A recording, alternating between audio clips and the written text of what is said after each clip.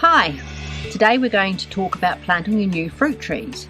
It's autumn now, which is nature's best time for planting. Although you can plant your fruit trees all year round, but we have new stocks in the garden centre during autumn, so it's a great time to plant. Temperatures are dropping, but the soil temperatures are still high, so you get really good, quick new root growth. And to help with that, I've got my new fruit tree sitting in a bucket of organic root growth, which stimulates the roots. And the faster the new roots get out, the more growth you'll get. The thing about fruit trees in autumn is the stock is of a good size to get home and plant. And when you're going to plant your fruit tree, for mine, I'm going to espaliate it against this wire here, which is a bit like if you were planting it against a fence at home, because you can plant them right the way along your fence line. I plant ours about 3 metres apart, and they produce masses of fruit, heaps to eat and enough for bottling in some cases. So to choose your fruit tree, if you're going to be planting it against a fence or on a wire like this, you need to choose one that is naturally the right shape for you, if you can. If not, you can always prune it to shape, but this one's ideal.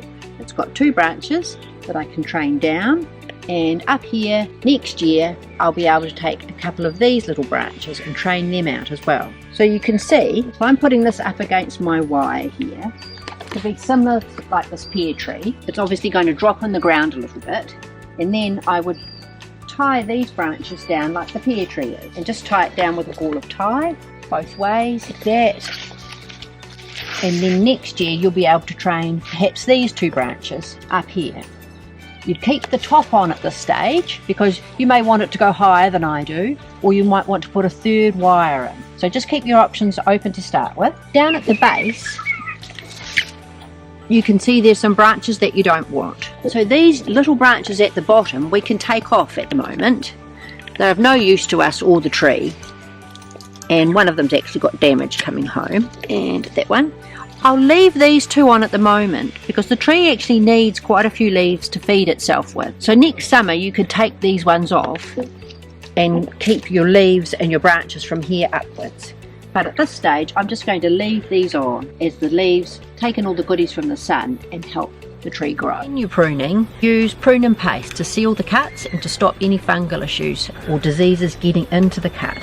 It's really quite easy. It's just a little brush like that, and you just paint it on your little cuts. Obviously these cuts are pretty small at the moment, but next year when you have bigger branches and bigger cuts, that's what you'll be doing. So when it comes to planting your fruit tree, obviously you need to take the pot off first.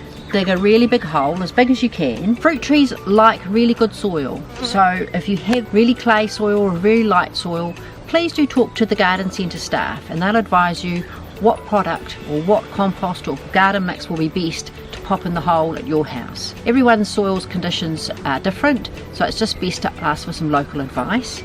Here I use Dalton's garden mix in the hole, and on top, because we're very dry, I mulch with Tui mulch and feed. That not only feeds, but it keeps the weeds out as well, and it keeps the moisture into the soil. When I've dug my hole, I pop some ICAN slow food in, and that'll feed the tree for 2 years, and then you can just give it a top up every spring and perhaps in autumn again with something like Novatech to keep it really going strongly. So when training your fruit tree along the wire, you just need to tie it at a few intervals with some soft tie, which doesn't damage the branch, and it also expands a little bit to allow for your little branch to fatten as it grows.